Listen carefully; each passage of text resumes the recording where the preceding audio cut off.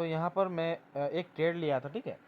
Exactly मैं कहाँ पर लिया था शायद मैं दिखा, तो मैं कौन सा टाइम फ्रेम पे लिया था, हाँ शायद, हाँ मैं 2 मिनट टाइम फ्रेम पे ट्रेड लिया था, और वो भी ये वाला कैंडल पे ये ट्रेड तो मैं लिया था, ठीक है। ये वाला कैंडल पे मैं ट्रेड तो लिया था। देखो मेरे को ट्रेड लेना चाहिए था ये इस ये वाला कैंडल पे, ठीक है, पर मैं फिर उस टाइम में नहीं था, इसलिए फिर दोबारा जब रेजिस्टेंस बना फिर उस कैंडल पे मैं ट्रेड तो लिया।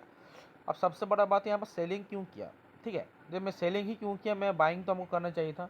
देखो पहला बात है, मार्केट में इस पॉइंट पे ना ऊपर से मार्केट में एक डाउन ट्रेंड मार्केट में चल रहा था, मतलब सेलिंग साइड में चल रहा था। फिर जाके फिर जाके मार्केट में यहाँ पर क्या बनाया, काफ़ी ज़्यादा लिक्विडिटी बनाया, जैसे इस पॉइंट पे एक लिक्विडिटी था, फिर इसका ऊपर में भी लिक्विडिटी था, ठीक है। तो लिक्विडिटी खाने के बाद फिर हमको एक एंट्री दिया सेलिंग का, तो फिर हम सेलिंग को ट्रेड तो लिया गया है, ठीक है। पर सबसे बड़ा बात है, और को जैसे कि मैं एक कॉन्सेप्ट बताया था, जो मार्केट में अगर अगर मार्केट में अगर हायर हाई बनता है, जैसे कि हायर हाई बनता है, तो मैं क्या कर सकता हूँ, मैं बाइंग कर सकता हूँ, ना कि सेलिंग, ठीक। तो उस वजह से तो हमको यहाँ पर इस पॉइंट पर हमको बाइंग करना चाहिए था, मतलब ये वाला कैंडल, ये वाला कैंडल पर बाइंग करना चाहिए था, तो फिर मैं सेलिंग क्यों किया। ये बहुत बड़ा इम्पोर्टेंट सवाल आने मतलब आ सकता है, क्योंकि जैसे कि मैं जो मेरा जो फॉर्मूला मैं बताया हूँ आप लोगों को सबको, जो 3 स्टेप में जो कंप्लीट होता है, जैसे पहले स्विंग फॉर्मेशन, फिर लिक्विडिटी, फिर जाके कैंडल कन्फर्मेशन के बाद हम लोग क्या करते हैं, सेल बाइंग बाद सेल कर सकते हैं, ठीक है। तो यहाँ पर तो स्विंग बन चुका था, तो फिर भी आप बाइंग काहे नहीं किए, सेल क्यों किए, ठीक ना।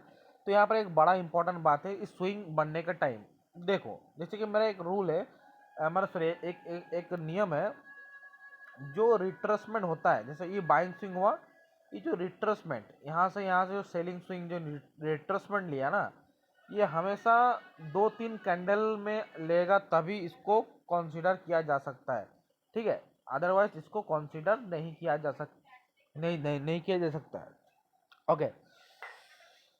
नहीं, आप जैसे कि आप लोग कहोगे तो ये तो देखो दो दो कैंडल पर बनाया है सेलिंग स्विंग, तो फिर भी काहे नहीं कंसीडर किया है। देखो पहला बात, और एक बात सबसे इम्पोर्टेंट बात है, ये जो स्विंग बनाया है ना, ये जो रिट्रेसमेंट का स्विंग बनाया है, ये एक ग्रीन कैंडल का अंदर में ही है।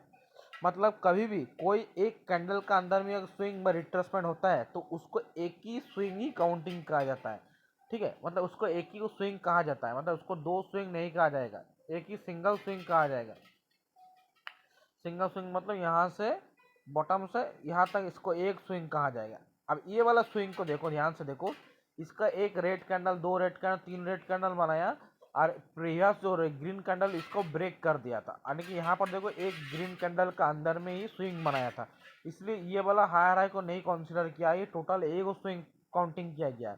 पर उसके बाद फिर यहाँ पर रिट्रेसमेंट काउंटिंग किया, फिर यहाँ पर हायर हाई हुआ, तो ये एक बार हायर हाई हुआ है।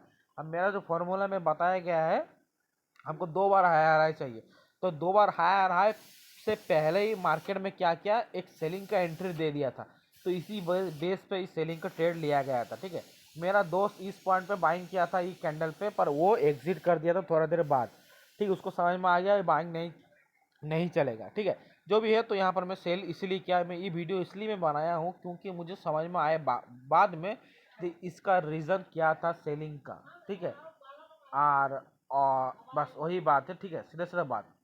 और कोई यहाँ पर छोटा सा पॉइंट भी है, इस पॉइंट पे देखो, ये जो इसमें जैसे कि देखो, इसका ऊपर में और को कैंडल बनाया था ग्रीन कैंडल, लेकिन उसका जो अगला रेड कैंडल बनाया, वो उसको क्या किया, एक ही कैंडल में पूरा का पूरा ओवरलैपिंग कर दिया, इसलिए उस कैंडल का कोई वैल्यू नहीं रहा, ठीक है।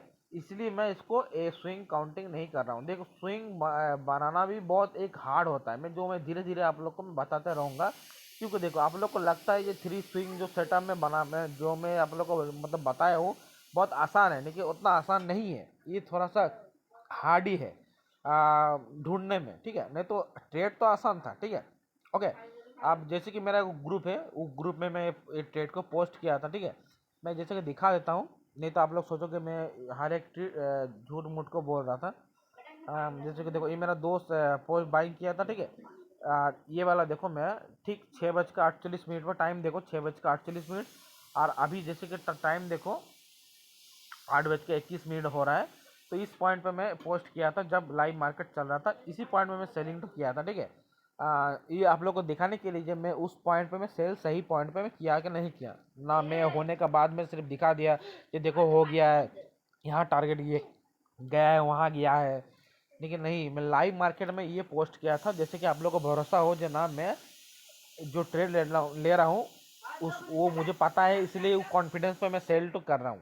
जैसे कि आप लोग तो कई दिन से मेरे को फॉलो देख रहे हो, जो वो हर एक ट्रेड में लाइव पटाता हूँ। और एक बात जो सबसे इम्पोर्टेंट बात है, ज़्यादातर ट्रेड मेरा चलता है। जैसे कि आज मैं एक ट्रेड लिया था इस पॉइंट पे, ठीक है, पर ये मेरा एसएल हिट हुआ था, फिर जाके री एंट्री मेरे को यहाँ पर दिया था, पर वो री एंट्री मैं नहीं मार पाया क्योंकि मुझे समझ में नहीं आया जो यहाँ पर दोबारा री एंट्री मारना चाहिए कि नहीं मारना चाहिए। फिर यहाँ पर एंट्री दिया, फिर जाकर ये बड़ा सा मोमेंटम दिया, पर ये मैं कैच नहीं कर पाया, ठीक है। पर सुबह को मैं बाइंग किया था इस पॉइंट पे 2 मिनट टाइम फ्रेम पे सपोर्ट पे, ये 1:3-4 जैसे दिया था, हाई तक टारगेट दिया था, उससे ज़्यादा नहीं दिया, ठीक है। जो भी है, आज ठीक ठाक ही आपको मोमेंटम मिल चुका है, तो यही बताना था और कुछ नहीं था, ठीक है। Thank you.